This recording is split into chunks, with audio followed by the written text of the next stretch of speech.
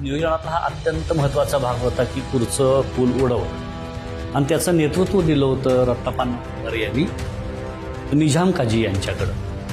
आणि मग ते पूल उडवणं हे अत्यंत महत्त्वाचं होतं. ते जर आपण पूल उद्ध्वस्त केलं तर दळणवळण यंत्रणा काय होणार होती, संपुष्टात येणार होती त्याची, म्हणजे ते पोहोचू शकणार नव्हते तिथपर्यंत. तोपर्यंत आपण इथला हल्ला यशस्वी करायचा नाही असं होतं. पण काय झालं की ज्या हेतूनं हे पुढचं पूल उडवायचं हे ध्येय समोर ठेवलं होतं ते वेगळ्या पद्धतीनं घटना घडली.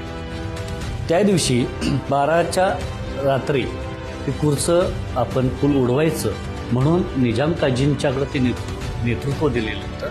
त्यांच्या मार्गदर्शनाखाली हे पूल उडवण्यात येणार होतं. सगळ्या काही गोष्टी झाल्या नीरव शांततेमध्ये. आणि ज्यावेळी हे पूल उडवायचं प्रयत्न केला त्यावेळी ते पूल उडलं नाही. स्फोट प्रचंड मोठा झाला, पण डायनामाइट जो आहे तो गडबडीमध्ये रात्रीच्या वेळेमध्ये उलटा लागला आणि त्याचं वात जी होती ती उलटी पेटत आली आणि त्यामुळं पूल सेफ राहिला आणि तो स्फोट जो आहे तो फक्त नदीतच. त्यामुळे ते पूल उडलं नाही. कदाचित त्याचं पूल उडलं असतं ना तर हा लढाच यशस्वी झाला असता.